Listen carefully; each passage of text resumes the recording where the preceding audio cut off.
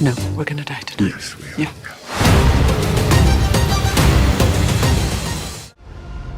This is really bad. This is really, really bad. Hello, everybody. Welcome back to Oscar Buzz. Trevor here, joined by Thomas as always. And today we got a bit of fun. We got a bit of fun. We're doing some fun stuff. We're talking about Triangle of Sadness and The Menu. Some similar films. So we're going to be just giving our thoughts and just talking about the very similar themes of just basically can't say in the kill first the 3 rich. seconds, we'll get demonetized. Yes, kill the rich on an island. But yes, Triangle of Sadness in The Menu. Just very, very anti-capitalist, anti-rich films that are on an island that are very funny and thrilling and tackle very similar themes. You could also make an argument that Glass Onion fits in here, but that's going to be a separate video, so that's, SEO reasons. But Triangle of Sadness in The Menu. Two very strong films. I would say that I slightly prefer Triangle of Sadness, personally. I would say I probably had more fun watching The Menu. I think Triangle of Sadness, though, is maybe objectively a slightly better film in the way it tackles its themes.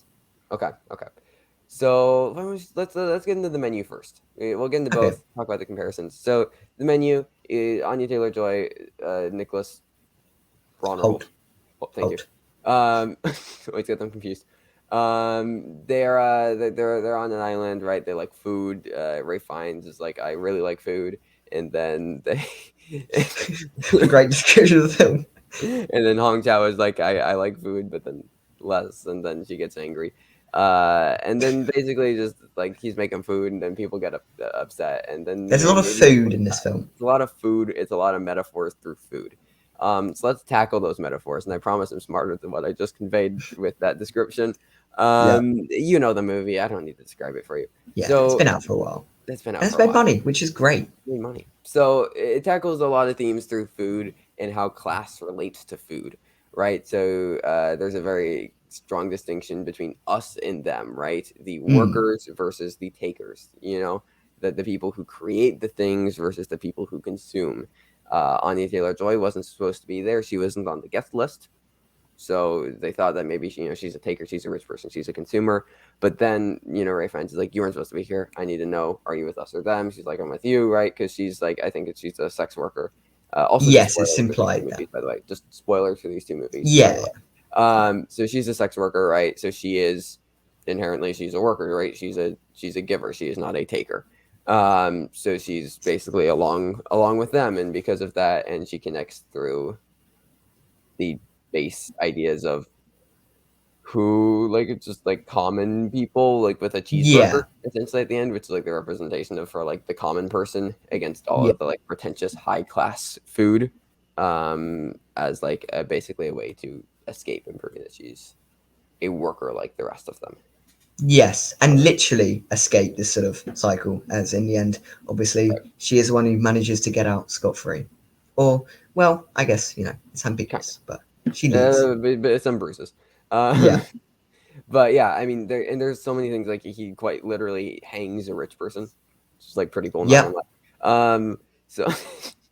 and then like, it like he keeps on like bringing up things, and all these things are related to the people's wealth. Like the food critic, it's like their stature, right, and their position of power with like the the tech bros essentially is all of their malpractice with like taxes and stuff, and the rich guy and his wife, like it's like his abuse of like essentially Anya Taylor Joy's character and like sex workers and stuff, and like it's all about their abuses of power and using their position of money and power.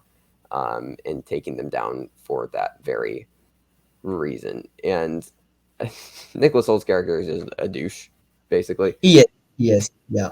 He's very good at playing it. Very good. He's very good at playing a douche. He's very unlikable in this film. Yeah. I think they all do a good job of the people trying to be unlikable, of being sort of unlikable personas. What I also found very interesting is the fact that like Ralph Fiennes is not really giving them any food, and it's the fact that these rich people become so blind to just sort of taking. They'll just take whatever, and not really perceived as high class. Yeah, exactly. As long as it's perceived in a certain way, they will just take whatever. And yeah, I think that is a very interesting thing to suggest. I also do think it's interesting that, you know, this idea of waiters and customers, like the rich are, therefore, so the workers are sort of serving the rich. I do think that is also a very easy metaphor to take from this film. Yes, because then you also have all of Ray Fiennes' chefs, basically all of the workers, all the servers, the waiters, right? They're all in on this, and the plan from all of them is to let everybody die, including themselves. And I think that they, alongside Ray Fiennes, have kind of become disgusted with what they are, right? Like they were these, like, you know, very creative people, and it was all about art, and then it turned into just pretentious high class BS, right? Yes, and I think it is also important that the one chef that does get killed preemptively, deliberately in this sort of meal is sort of one that is specified to have wanted to be this sort of Ray Fiennes character, to want to create this sort of arty, pretentious food, and he gets punished for it in the end. Right, and he kills himself. It's by choice. Yes. And like I think that Ray Fiennes' character, he wants, like, I don't know, like he brings up, I want, like, you wanted my life, but, like, you know, maybe you want my skill, but did you actually want my life? And the guy says no. So, like, because it may look nice from the outside, this, like, rich high class life, but it's, like, morally debilitating for, like, artists. And I think that this can also apply to a lot of artists and, like, you know, like the film world and stuff, as far as, like, you know, you want to create art, but then when you get sucked into, like, you know, the, like, very, very, where essentially you're just making things for money and not because you enjoy them.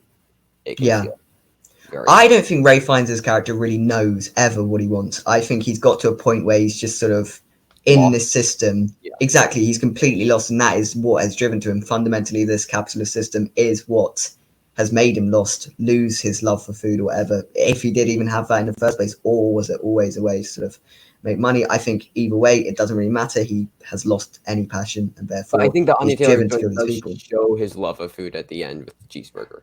Yeah, I think she does try and claim some of that back, but I think the capitalist system has just drowned him too much. So he ended up obviously killing everyone. Right, including himself. I mean, exactly. It's a great example of the moral debilitation of late stage capitalism. So then kind of moving into Triangle of Sadness, which tackles very similar things. So you got these people on a boat, right? They're on a boat. And another great explanation here. Yes. Got all these rich people.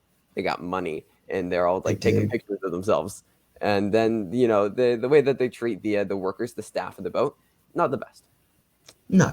They're you know, they're treating them like, you know, rich people regularly, which means shitty.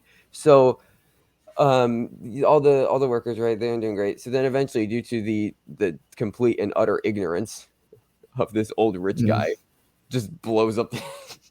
Like, what is this? So then, you know, it starts sinking, and the ship quite literally starts sinking, which is something that you see referred to a lot when it comes to capitalism. And you got this great argument between Woody Harrelson playing a Marxist, an American Marxist, and Michael Burrich as a Russian capitalist, and they're arguing back and forth as the ship is literally sinking.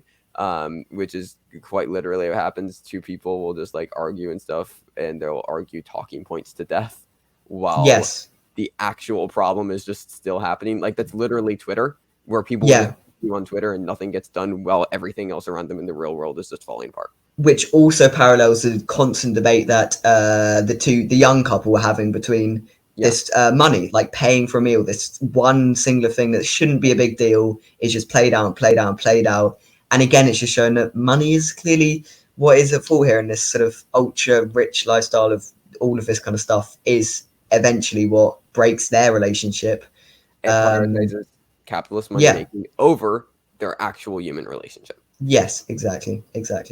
So then from there, they're on this island, right? Only a couple people make it. And it's interesting, right? We have this, like, young couple. Zucko Burch is there, and then, like, you know, you have like, I think, like, it was the leader of, like, the staff, and then, like, staff members. I think so. Yeah. And then most importantly, Dolly DeLeon. Yeah, First of all, her character stunning becomes very performance. important. Stunning 100%, 100%. And Stunning was she performances one of across the the board laundry in this people, film, I actually. think? Was she one of the Say that laundry again? people? I think it was. Maybe. Yeah. Or like a Yeah. dishwasher. It was something along those lines. Yeah. But basically, Dolly Leon, very smart. Mm. knows her way around all this stuff. And all of these all the rich people basically end up serving her, and she's able to treat them just as terribly as Yeah. the rest of them. But it's also interesting, I think, the analysis that this makes of hierarchical class structures, because it doesn't matter, similar to like Parasite, right? It isn't saying, oh, poor people are bad because they're trying to take over. No, it's saying that no matter what, when you have this established class structure, the person at the top, no matter how kind they were when they were at the bottom, is always going to be bad, right? Because Yeah. you're always going to have this person who's going to abuse their power, taking advantage and forcing into submission and politeness all of the people below them. Yeah, I also think it is important to note that the reason Dolly Deland's character starts to treat them a bit worse is because these people who were previously the ones with status took from her. So Right. even when they were in a situation where they should have just thought, okay, we need to sort of work together here, they were still trying to take for themselves. And that's when the system got broke again. It's when people just take for themselves with no regard for others. Right. Rather than just, maybe sharing resources or I don't know, what's it, like socializing I don't know. But like rather than creating like this collective good, because like, should Dolly Deland have taken power over them? Maybe not. But then she gave them the chance. And she's the one with the most skills in that situation. But right. To each according to their ability. I don't know. I just all these quotes. But anyways, I don't know where that came from. Some quotes from this old Russian guy. But yeah, I actually was German. But he anyway. was German. He lived in Russia. I don't know.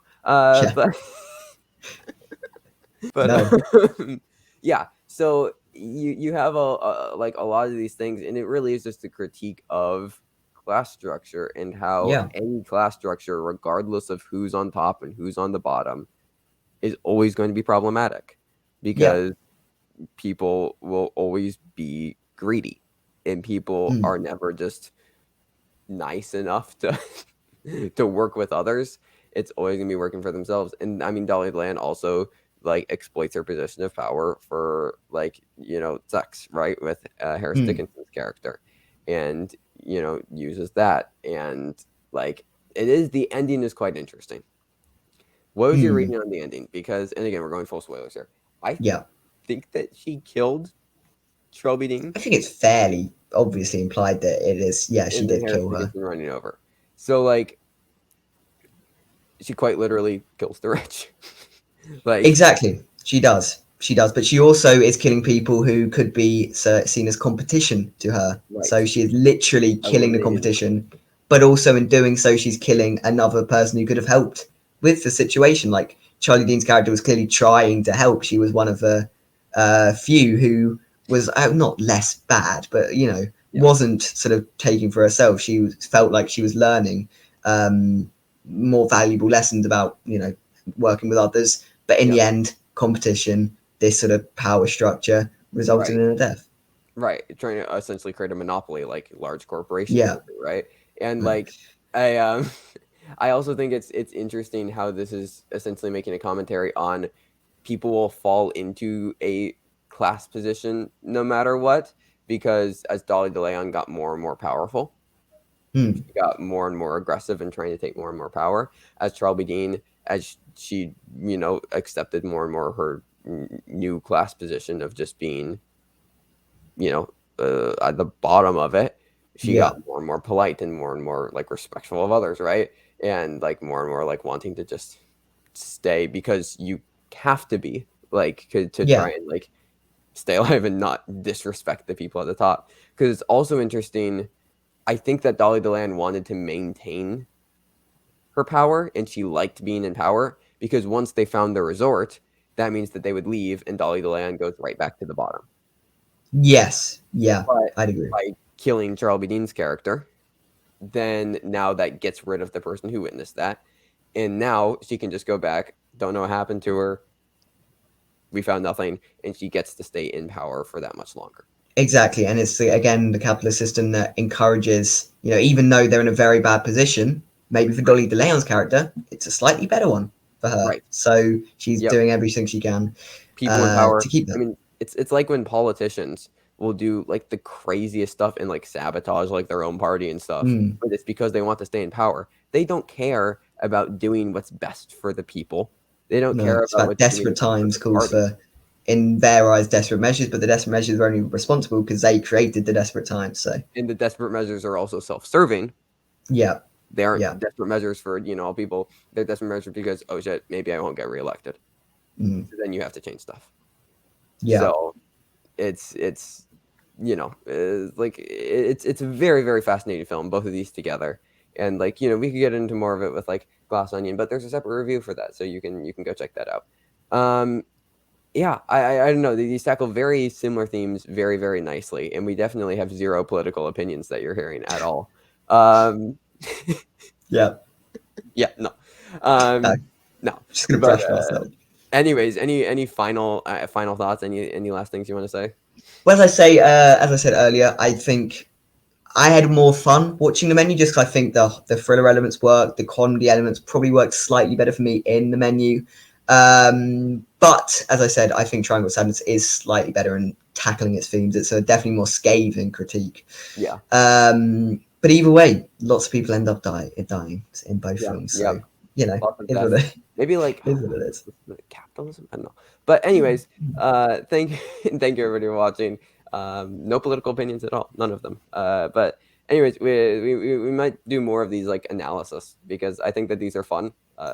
These are fun for us to make. It's fun for us to very subtly talk about bigger ideas that are bigger than film. But yes, yeah.